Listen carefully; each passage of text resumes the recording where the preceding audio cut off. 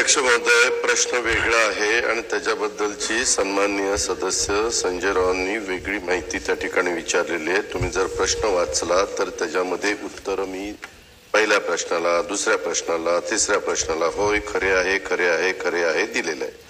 प्रश्न असा ह्याच्यामध्ये निर्माण झालेला आहे चौथा की शासन मान्यता व अनुदान प्राप्त ज्या शैक्षणिक संस्था आहेत ज्यांना 100% अनुदान दिलं जातं त्यांना अनुदानित संस्था असे संबोधले जाते असा निकाल उच्च न्यायालय मुंबई यांनी रिट याचिका क्रमांक 8387/2013 च्या अनुषंगाने 30/4/19 रोजी 2019 ला दिलेला आहे आणि त्या संदर्भात आता संघटना सुप्रीम कोर्टामध्ये गेलेली आहे कारण तो निकाल त्यांच्या विरोधामध्ये गेलेला आहे.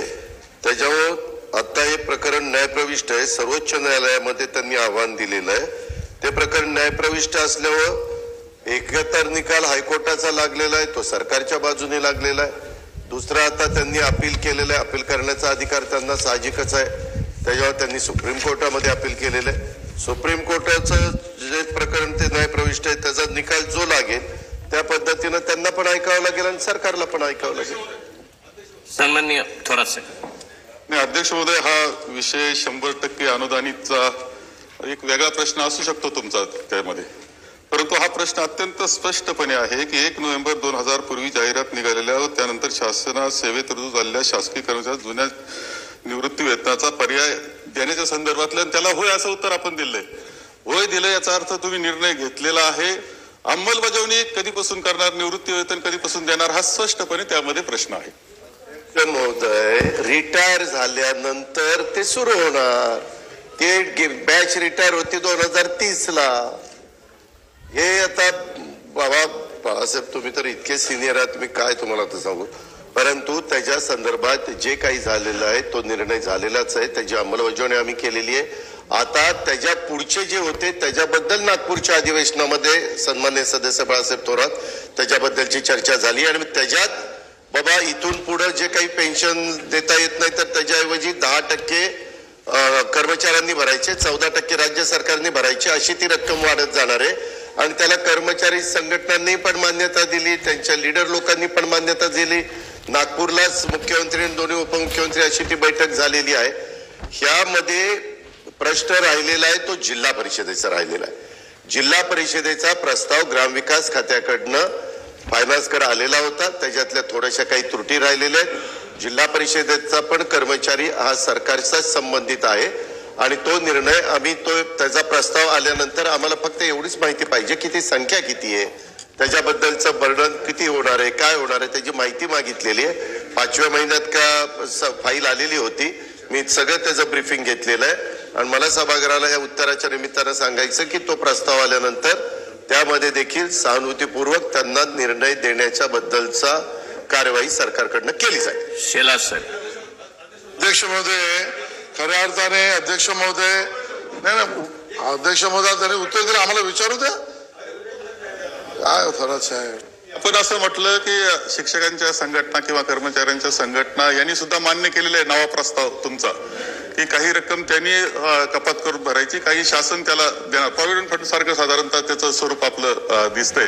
अध्यक्ष महोदय, हे असताना आजही सर्व संघटनांचा आग्रह आहे की जुन्या पद्धतीचं निवृत्ती वेतन द्यावं म्हणून भेटतायत, ते आग्रह धरतायत. अध्यक्ष महोदय, याचा अर्थ सर्वांनी संमतीनं झालं असं चित्र दिसत नाही. या बाबतीत आपण काय खुलासा करणार? अध्यक्ष महोदय, मधल्या काळामध्ये देश पातळीवर हा निर्णय झालेला होता. त्यावेळेस मंत्रिमंडळामध्ये हे पण आमच्या बरोबर होते, त्यांनी पण त्याला मान्यता दिली होती. सिनियर मंत्री होते बाळासाहेब थोरात साहेब. कारण हा निर्णय झाला त्यावेळेस या राज्याचे मुख्यमंत्री सन्माननीय विलासराव देशमुख साहेब होते. डॉक्टर मनमोहन सिंग पंतप्रधान असताना जे अर्थतज्ञ म्हणून ओळखले जातात, ज्यांना ह्याच्या संदर्भातला गाढा अभ्यास आहे, त्यांनी सगळा अभ्यास केल्यानंतर त्यांच्या लक्षात आलं की हे पुढं असंच चालू जर ठेवलं तर पुढं कधीतरी परिस्थिती अशी निर्माण होईल की त्यावेळेसच्या राज्यकर्त्यांना फक्त पगार आणि पेन्शन एवढंच द्यावं लागेल, बाकी काही देता येणार नाही. म्हणून सगळ्या राज्यांनी तशा प्रकारचा निर्णय घेतला. केंद्राने पण निर्णय घेतला. मधल्या काळामध्ये केंद्र सरकार विचार करतंय. आम्ही पण घेतलेल्या निर्णयाच्या बद्दलची केंद्र सरकारने माहिती मागितलेली आहे. मला हेही गोष्ट सभागृहाला सांगायची की सरकार या बाबतीत सकारात्मक आहे, कारण रिटायर झालेला राज्य सरकारचा किंवा निमशासकीयचा जो काही कर्मचारी अधिकारी आहे त्याचं कुटुंब त्याचं पुढचं आयुष्य नीट राहण्याच्या करता त्याला पेन्शन मिळालं पाहिजे, त्याबद्दल दुमत नाही. परंतु ते पेन्शन मिळत असताना कसं द्यायचं काय द्यायचं याच्याबद्दलची 3 लोकांची कमिटी सुबोध कुमार, बक्षी आणि श्रीवास्तव हे सन्माननीय रिटायर झालेले जे काही अधिकारी आहेत, चांगले अधिकारी होते, त्यांनी प्रशासनात चांगलं काम केलं, याबद्दलची त्यांना फार चांगली माहिती प्लॅनिंगची फायनान्सची आहे, अशांची ती कमिटी केलेली होती. खूप काही त्यांनी वेगवेगळ्या संघटनांशी चर्चा केली आणि ती चर्चा करून मग तशा पद्धतीचा प्रपोजल पुढे आलेला आहे आणि त्याच्याबद्दल आम्ही त्याला मान्यता दिली. कारण मागं मुख्यमंत्र्यांनी सांगितलेलं होतं की नागपूरचं अधिवेशन संपायच्या आत त्याबद्दलचा निर्णय राज्य सरकार घेईल आणि राज्य सरकारने तो निर्णय घेतला आणि तशा पद्धतीनं जाहीर केलेला आहे. आता प्रश्न जो राहिलेला आहे तो कोर्टामध्ये जी काही मॅटर गेलेली आहे, सन्माननीय सदस्य बाळासाहेब थोरात साहेबांना मला सांगायचंय तेवढ्या पुरतं आता कोर्टाने तर हायकोर्टाने मुंबई हायकोर्टाने निर्णय दिलाय, आता सुप्रीम कोर्टात गेला, आता सुप्रीम कोर्ट जे निर्णय देईल ते त्यांनाही ऐकावं लागेल आणि आम्हालाही ऐकावं लागेल, त्याच्याबद्दल कुणाचं आमचं दुमत असण्याचं कारण नाहीच आहे. पण नंतर तो 10% आणि 14% अध्यक्ष महोदय त्याच्या पगाराच्या 10% आणि आमचे 14% आमच्या म्हणजे सरकारचे, अशी ती रक्कम वाढत वाढत वाढत तो रिटायर होईपर्यंत मोठी रक्कम मिळणार आहे.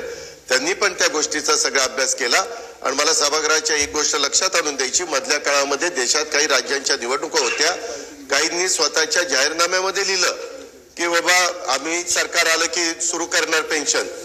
अध्यक्ष महोदय, पेन्शन सुरू होणार आहे ते 2030 पासून सुरू होणार आहे. त्याच्यामध्ये आम्ही पण त्यांच्याकडनं माहिती मागवली, तुम्ही कसं पेन्शन सुरू करणार, काय सुरू करणार. अजूनही त्या वेगवेगळ्या राज्य सरकारनी तशा पद्धतीनं माहिती आम्हाला दिलेली नाही. त्यांनी सांगून मात्र मोकळे झालेले, ती वस्तुस्थिती आहे.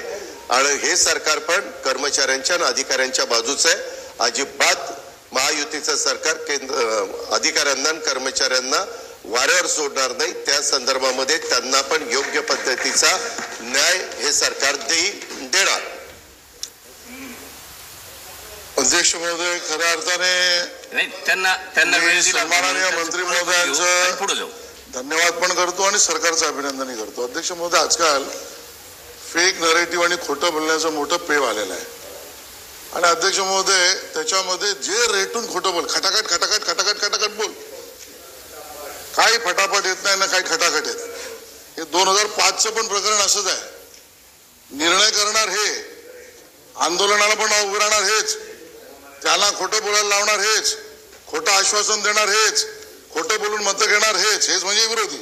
आणि अध्यक्ष महोदय प्रत्यक्षात काही होत नाही. अध्यक्ष महोदय, मी सरकारचं अभिनंदन यासाठी केलं, त्यांनी किमान चर्चा करून 10-14% 2 विषयातल्या प्रस्तावाचा एक मार्ग काढला. तो सर्वदूर सगळं त्या ठिकाणी मान्य झाला. सर्वोच्च न्यायालयाच्या निर्णयाबद्दल मंत्री महोदय बोलले. अधिकारी आणि शिक्षकेतर कर्मचाऱ्यांना अध्यक्ष महोदय या विषयातली भीती वाटणं स्वाभाविक आहे की आमच्या रिटायरमेंट नंतर आम्हाला एक चांगली रक्कम त्या ठिकाणी मिळावी आणि मंत्री महोदय म्हणाल 10-14ची रक्कम मोठी होईल. अध्यक्ष महोदय, माझा प्रश्न स्पेसिफिक असा आहे की जिल्हा परिषद शाळांच्या विषयामध्ये प्रस्ताव मंत्री महोदय म्हणाले आलाय, त्याचा अभ्यास केलाय, त्याच्यावर काही क्वेरी काढल्या आहेत. मंत्री महोदय उत्तर देऊ शकतात का की किती कालमर्यादेमध्ये जिल्हा परिषदेतल्या शाळांचा 2 महिने, 6 महिने, 3 महिने हा प्रयत्न सरकार करेल म्हणजे त्या ठिकाणच्या आमच्या कर्मचाऱ्यांना, शिक्षक आणि शिक्षकेतर कर्मचाऱ्यांना त्याची शाश्वती मिळेल. नंबर 1. आणि नंबर 2, माझी तर विनंती राहील की माननीय अजितदादा आपल्याला सुद्धा आणि आपल्या बाजूला गृहमंत्री सुद्धा आहेत, या सगळ्या विषयामध्ये काही अशी लोक आणि काही संघटना शिक्षकांना विशेषतः आणि शिक्षकेतर कर्मचाऱ्यांना त्यांची माती भडकवण्याचं आणि खोटं पसरवण्याचं काम करतायत.